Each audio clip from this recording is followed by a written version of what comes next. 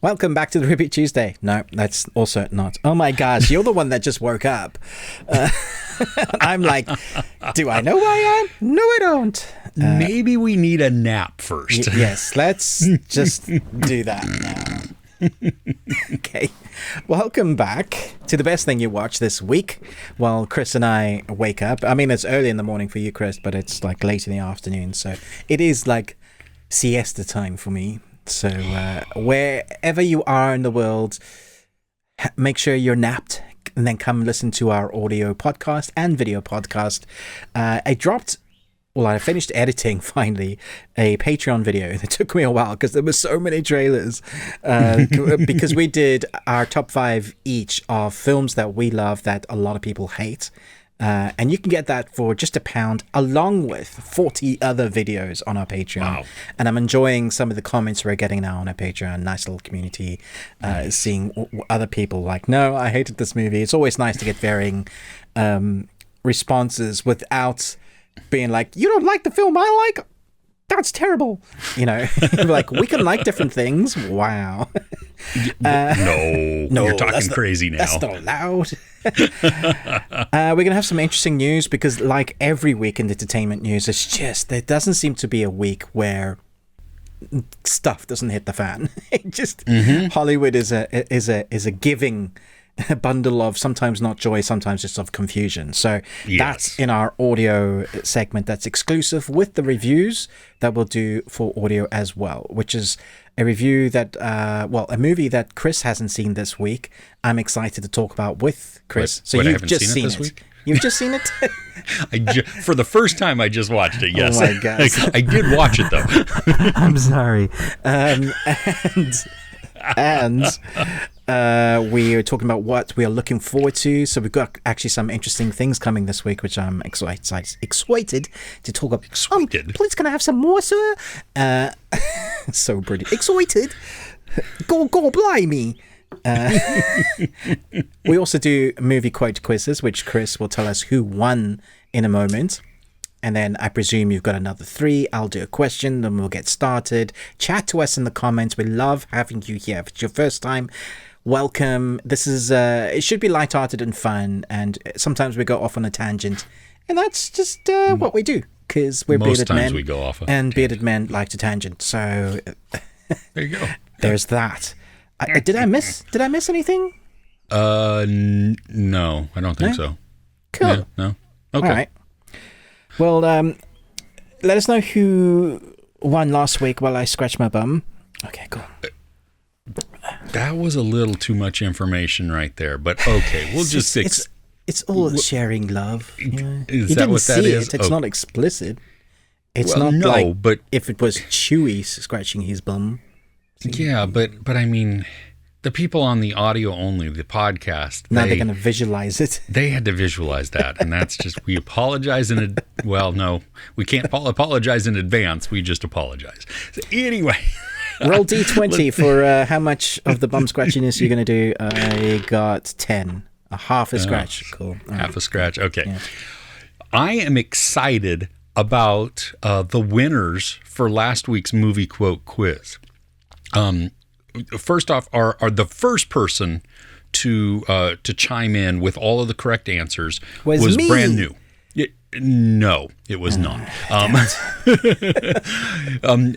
Channel name by Scripter13. Okay. So, hey, congratulations. You were first. That is awesome. But nice. I also would like to give a shout out to a number of other people because we had so many that I've never seen these names before on the quiz. And so that was outstanding. So I just want to, hey, thank you.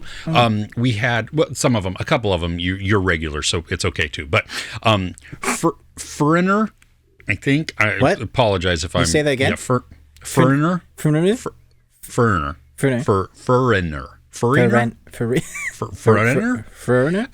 Yes.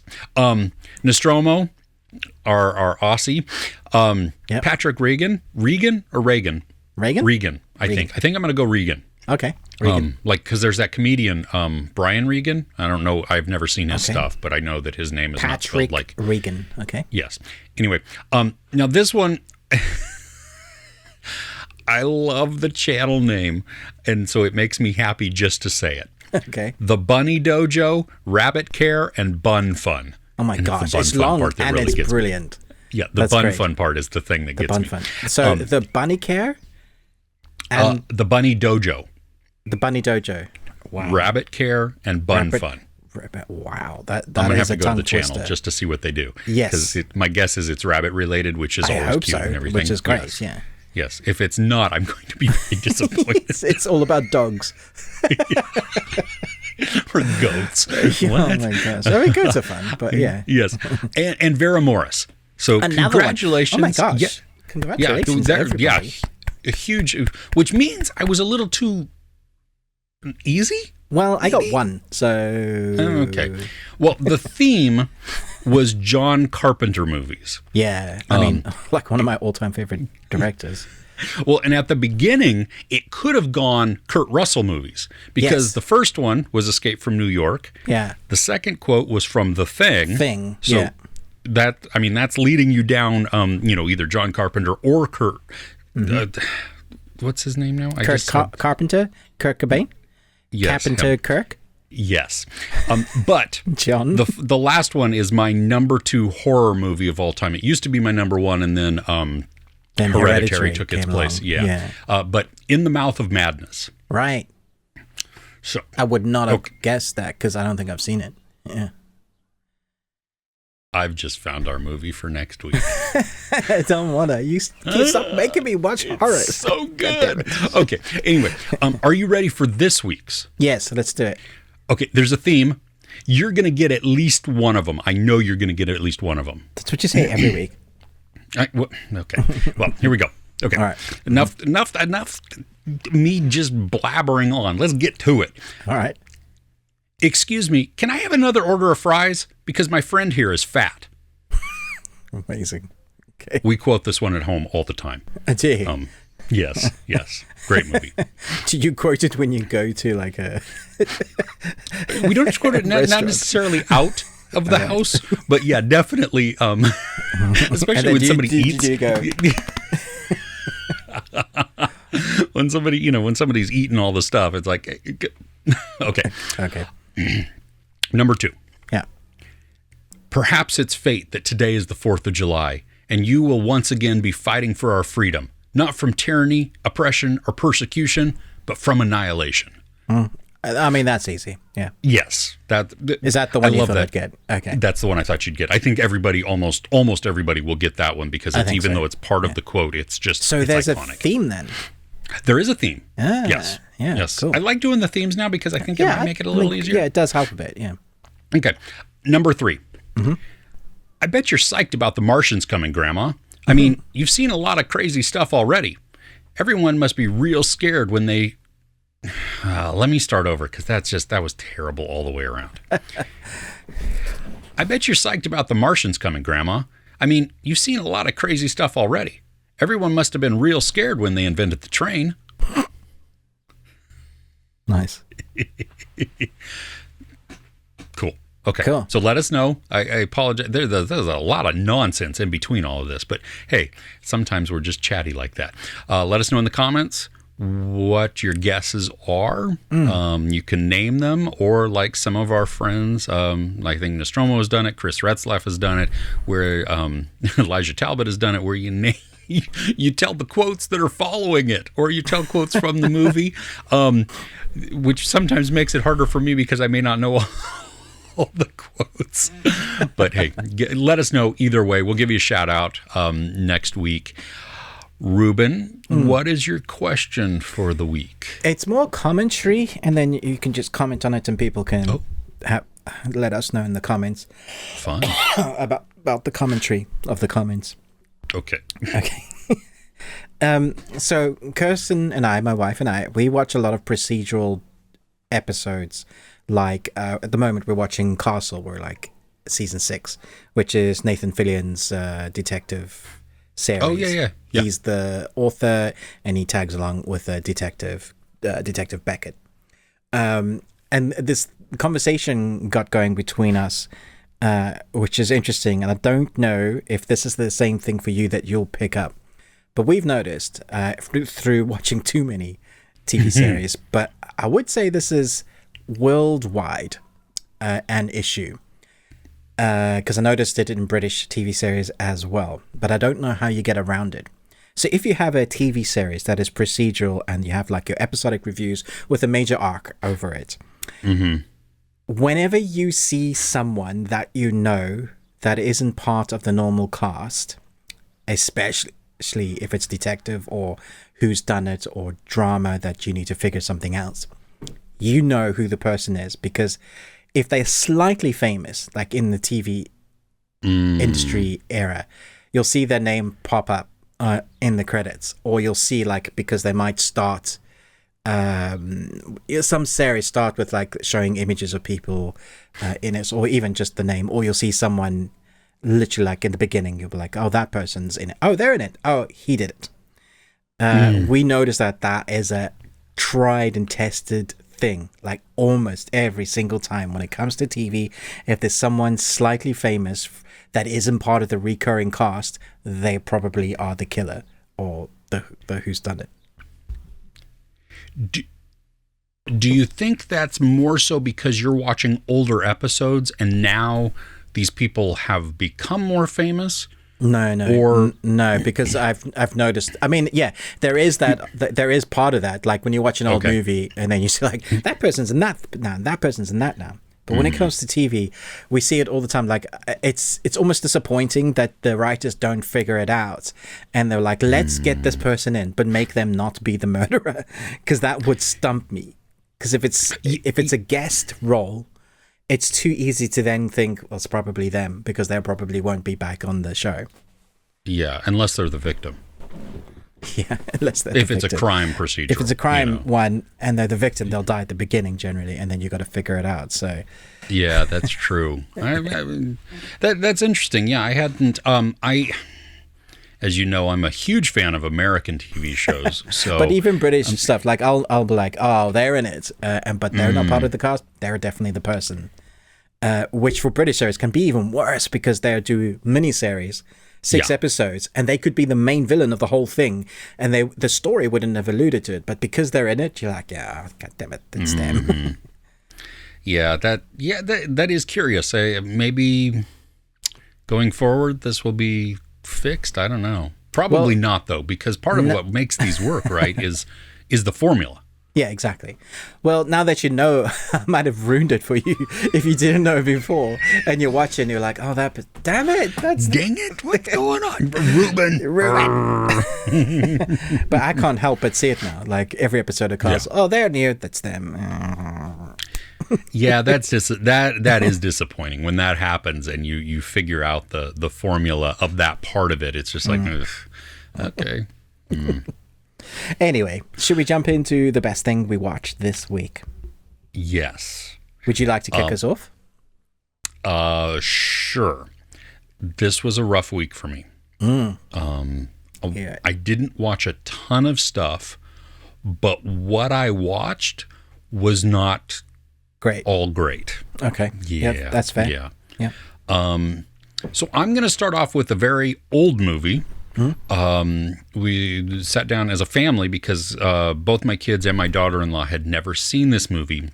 So we watched it, and I was actually surprised at how well it held up and how much as a family we were laughing. I think you have to be a fan of the genre. It's a mockumentary. It's This is Spinal Tap. Okay. So, you've got Christopher Guest, Michael McKean, Harry Shearer. I mean, just who go on to then do Waiting for Guffman and Best in Show, A Mighty Wind, those types of things. Now, I don't think A Mighty Wind and then the Netflix one, Mascots, I don't think those were as good as like Waiting for Guffman and Best in Show, and then certainly not as This is Spinal Tap. But it's ridiculous humor. You've seen this, right? Of course, yeah. Okay. It's Rob Reiner, who is directing this, but also playing the director who's directing the documentary within this. And he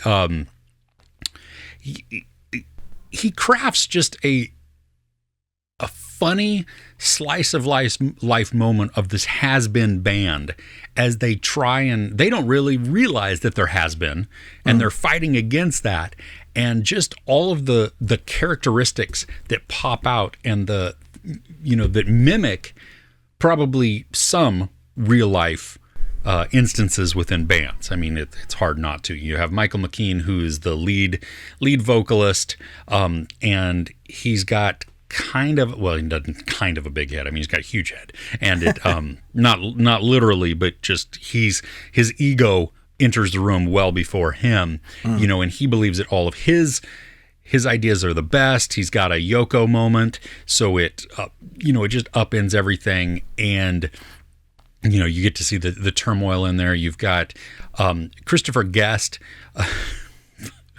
who talks about his guitars and just listen to the sustain. Well, I don't hear anything. Well, yes, but if it were playing, you would hear it. It would just like, and he has the classic, these go to 11 moment. And so nice. it is a short movie. I gotta say, I do feel the time a little bit, and maybe that's because I've seen it a bunch of times, and so I know what are coming next. My kids were laughing out loud. I mean, they were really enjoying it. The subtle humor about the number of drummers who have died in their band is outstanding, because it's that continuum through the thing. And you even see a drummer switch at one point in a montage. Oh my gosh. Because that one died. But it's just good. Several of them explode or spontaneously combust, which is funny. Gosh. I mean, this is it's classic dumb humor. And if you've never seen This Is Spinal Tap and you don't mind that ridiculous humor, I think that's what works. Right. And if you've ever seen Best in Show or Waiting for Guffman and these mockumentaries, which I think Best in Show is probably the best one. I just absolutely love that one. The improv that they do, and that's also part of it. Even within this is that you watch them. Say my microphone there. They're improvising and feeding off of each other in these sequences. And while not all of it lands every single time, 99% of it is just gold, or it's stupid, and it becomes memorable then because of that ridiculousness.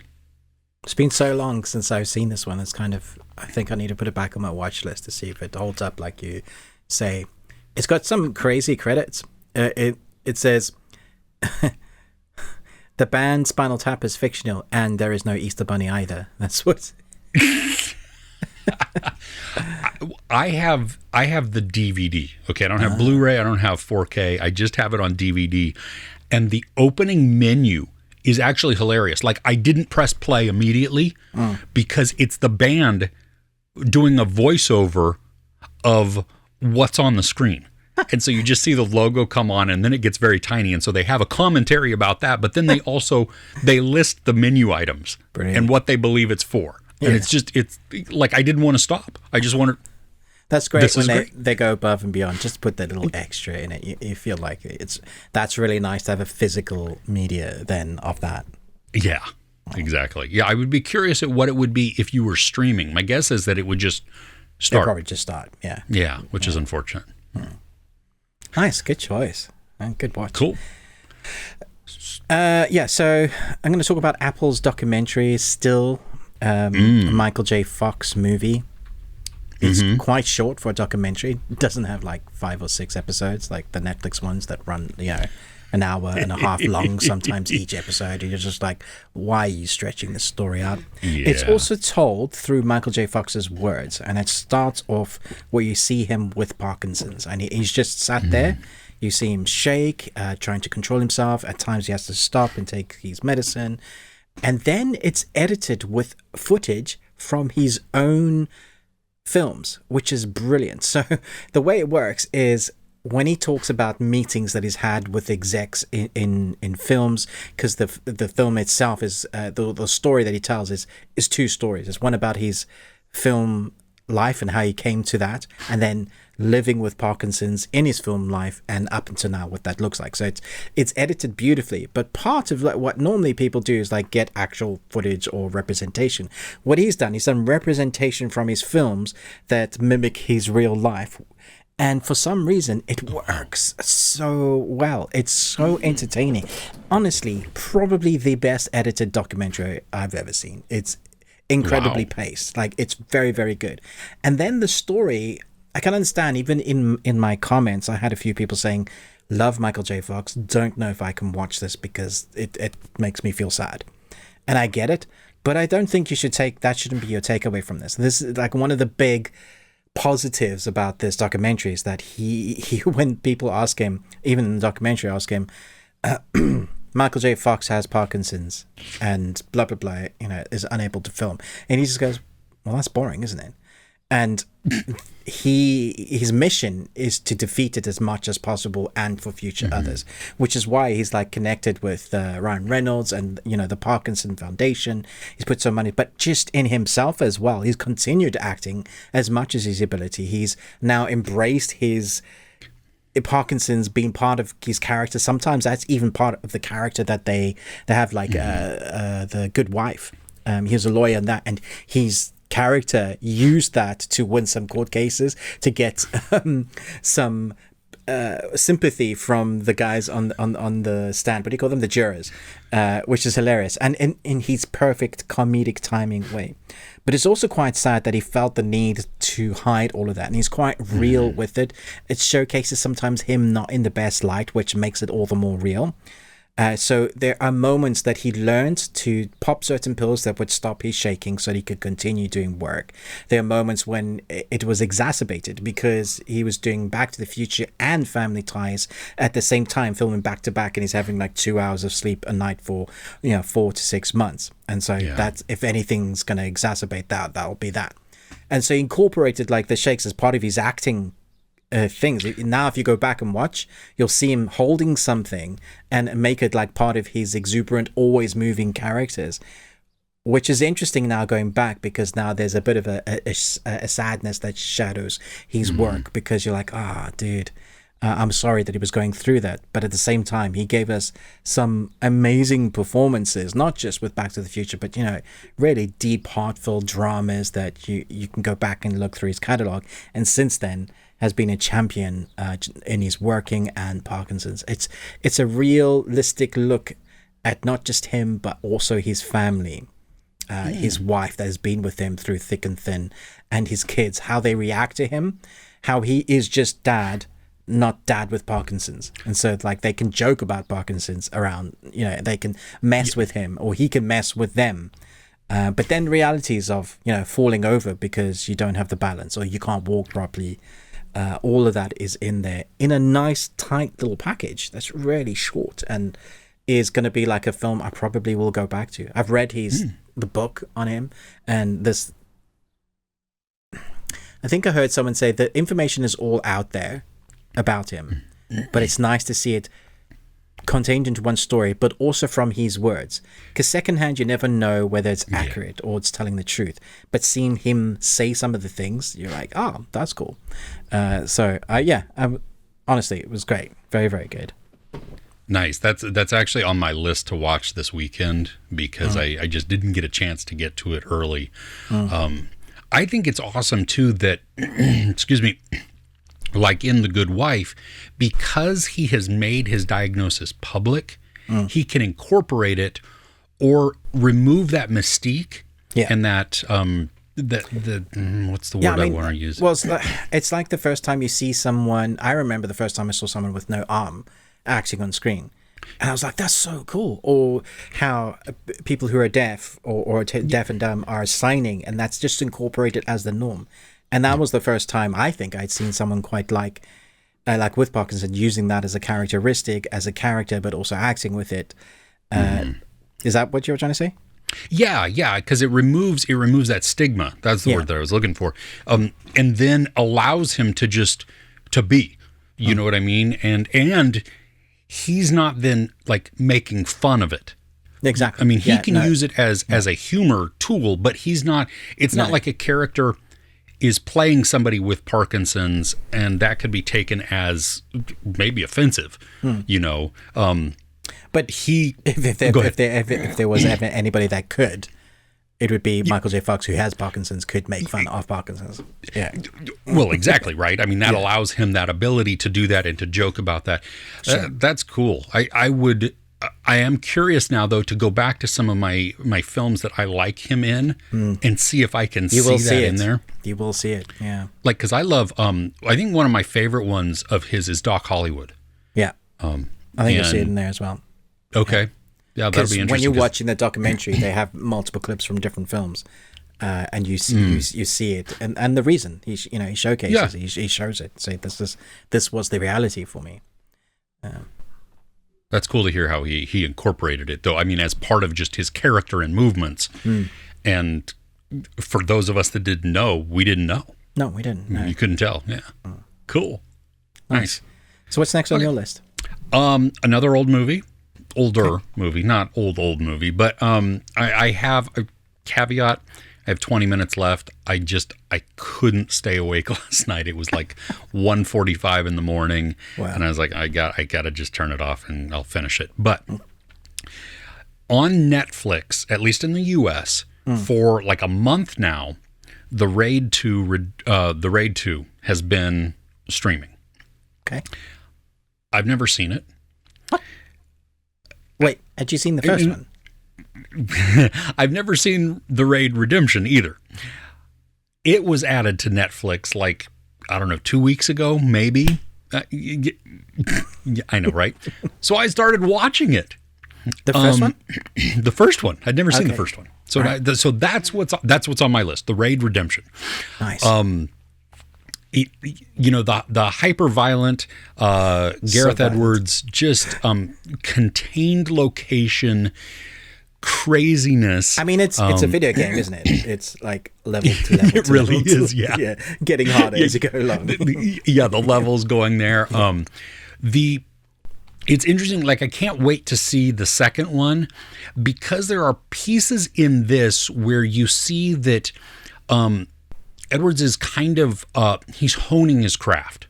You know, that sometimes we get a lot of really close up of some of the action, when pulling back a little bit would be a more efficient use, because we could see more of it going on. Yeah.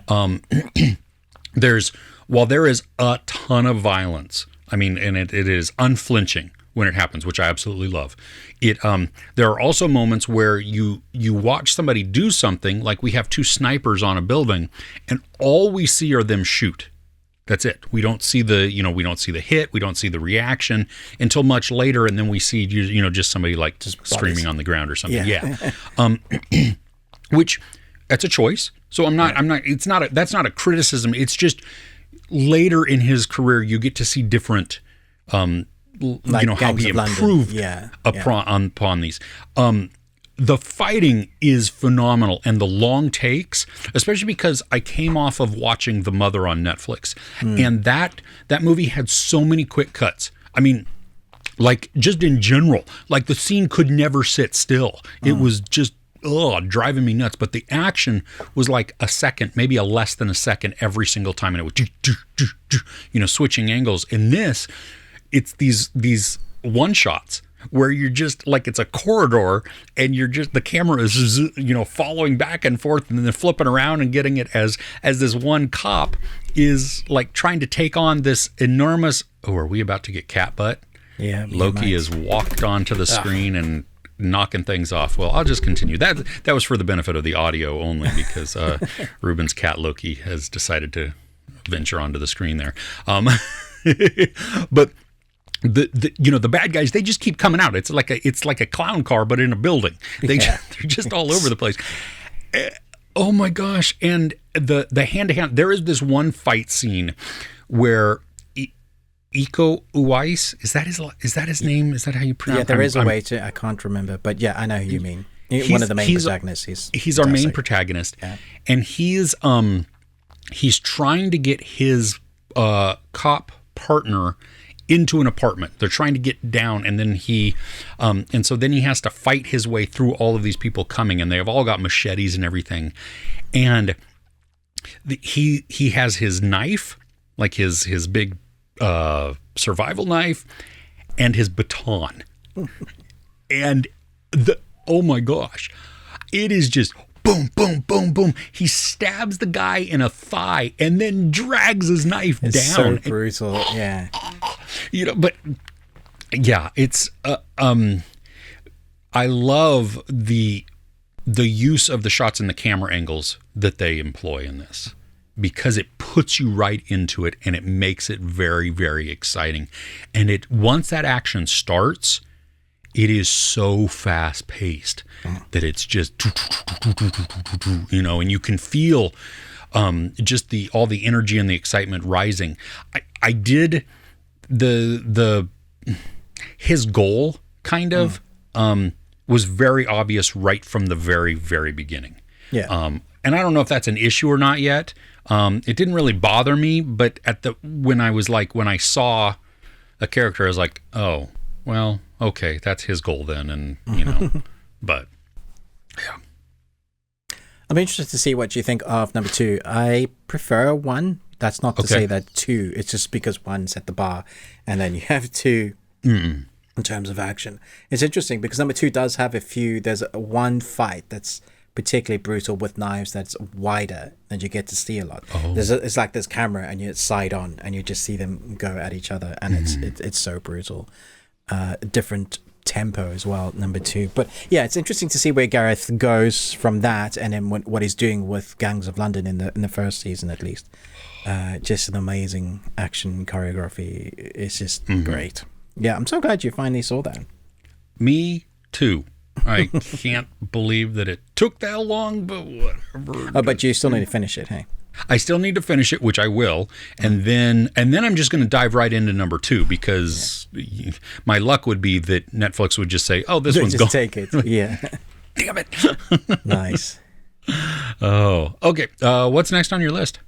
Yeah, so there is a final season of an anime CGI series on Netflix that dropped, and I know you recently, thanks Samuel, that you said you'd watched growing up, you'd watched the live action of this Ultraman. Yes. Yeah. Which I actually went back and watched a couple of clips, and I was like, dude, that's not aged well at all.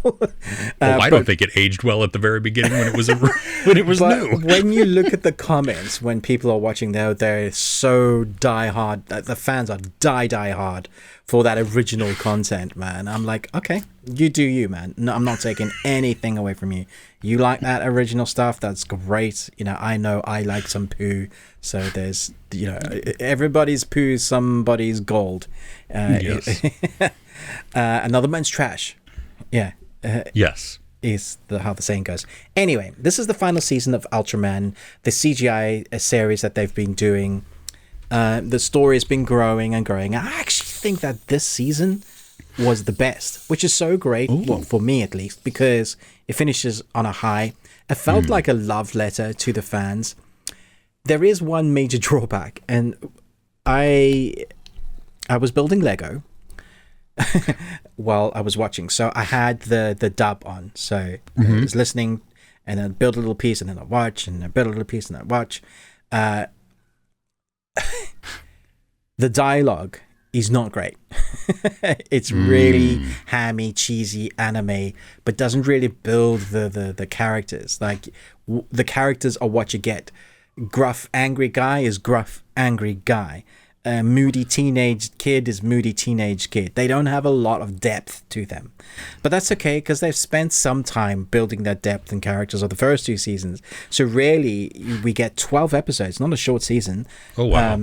And they're all over 25 minutes, just under 30, so longer than like the average 20-minute anime piece. But the action is where this stands out. Like, some of it is so good and colorful and creative.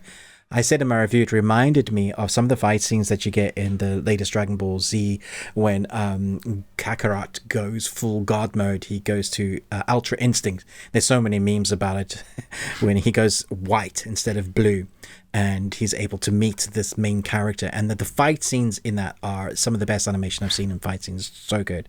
Here, they managed to take some of that colorization and the way it's framed, the way it's looked, and you get to see it, which is excellent. Like, because sometimes it can be, anime does this thing where it's so fast you can't see it. They'll do that, and then they'll go into an action scene where you'll see a punch go slow and the jaw will go, and they'll just there are a number of incorporated fight scenes where our characters and heroes don't even have their suits on, and so it's hand-to-hand combat.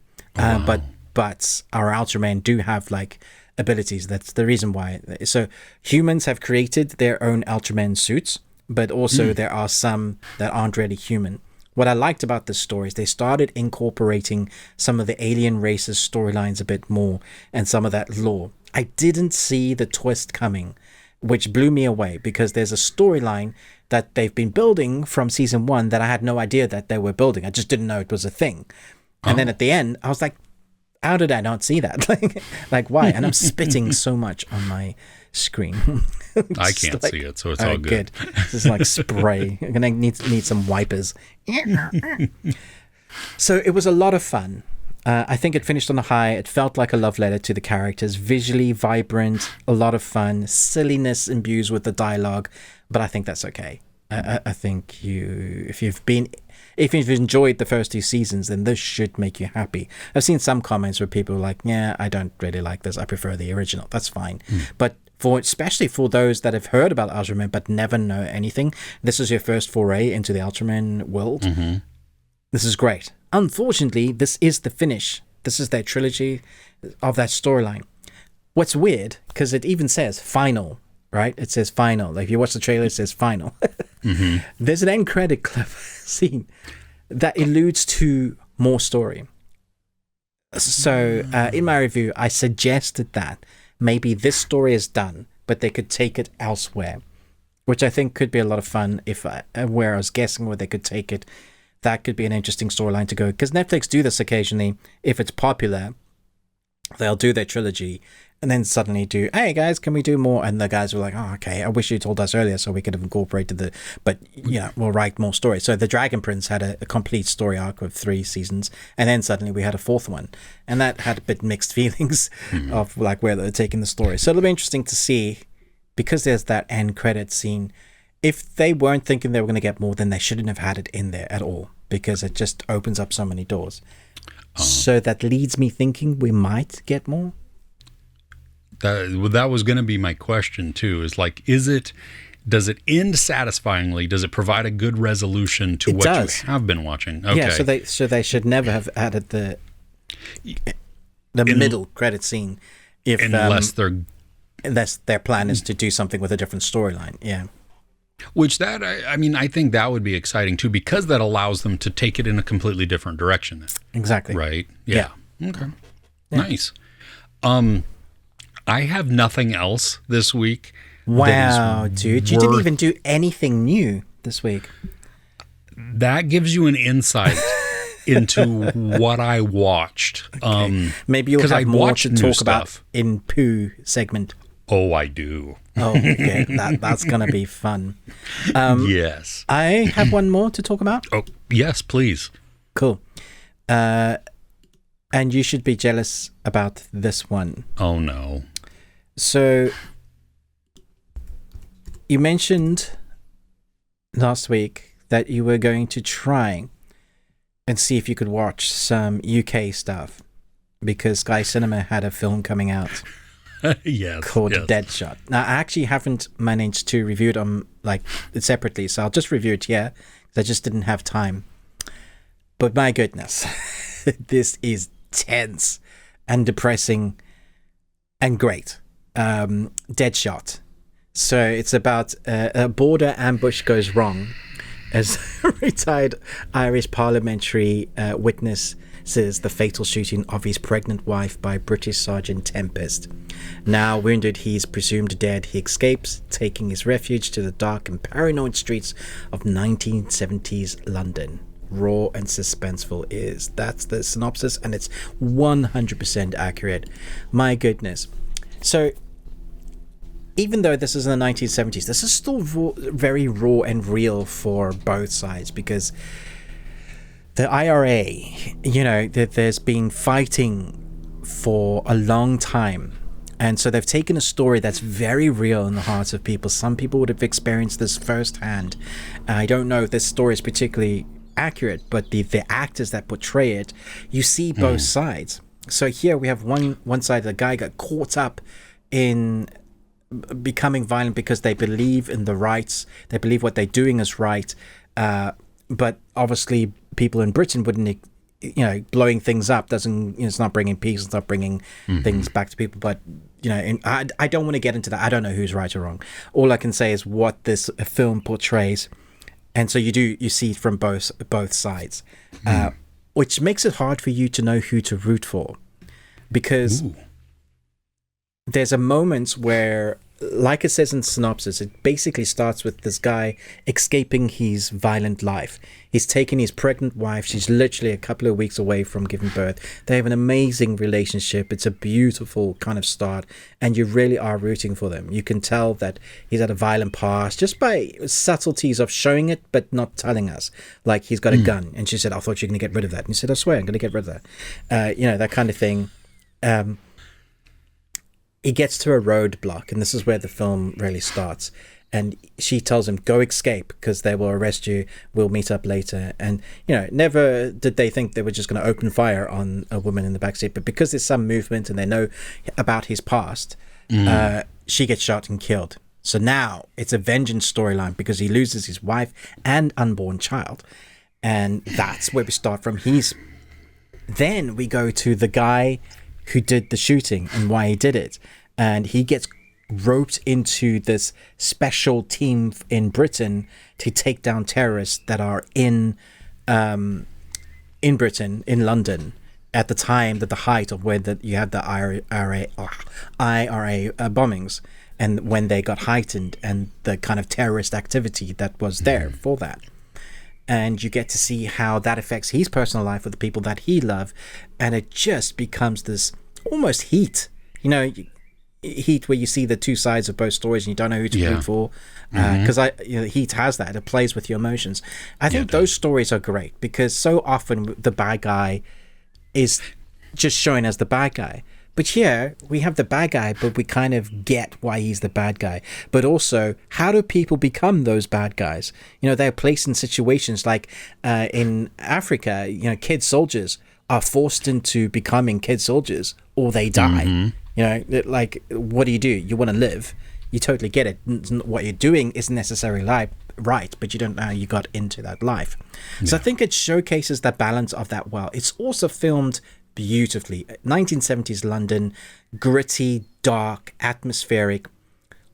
The camera isn't handheld. It's kind of shaky, but it's not shaky like, oh, this is me running. It's just places you in the zone. But then every shot has atmosphere, some neon lights here and there.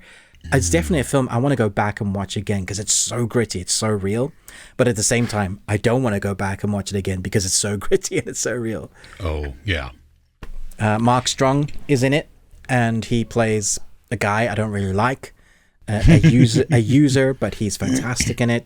Our two main protagonists have atmosphere for days. When this comes to the US, definitely put this on your watch list. It's very good. It reminds me a bit of The Departed.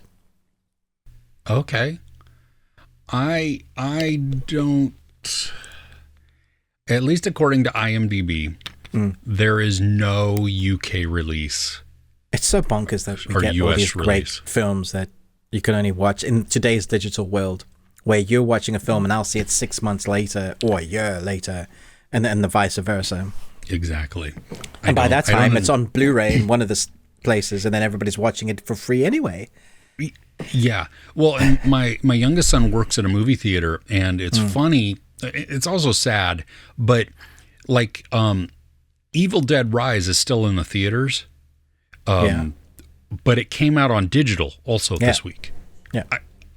So everybody's streaming it for free now.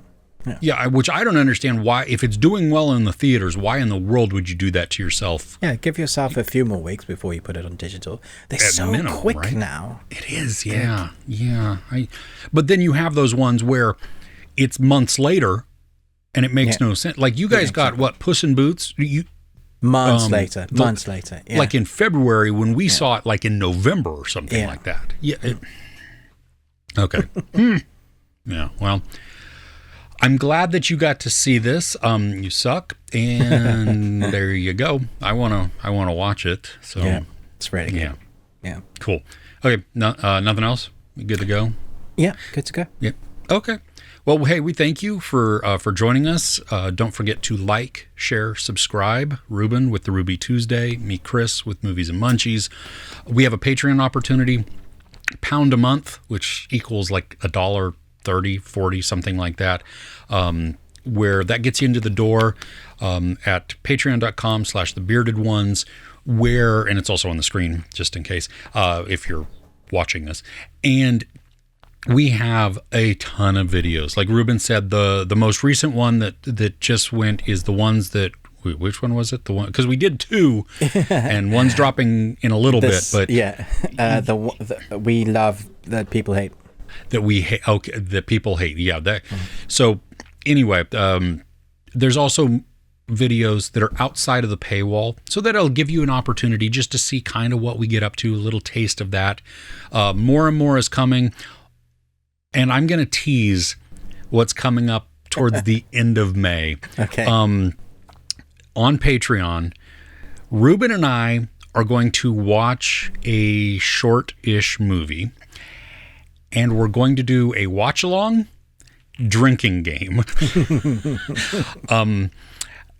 We're to give you an idea, I get tipsy on half a glass of wine. So this is going to be interesting. Well, and what's going to be funny, too, is that we're doing this on an off day that we're not doing this recording because I have a feeling that neither of us are going to have the ability to edit afterwards. This is very true. I didn't think about that. Yeah, well, and because of the time difference, you could just go to bed if you wanted to. It's going to be in the morning for me. Yeah.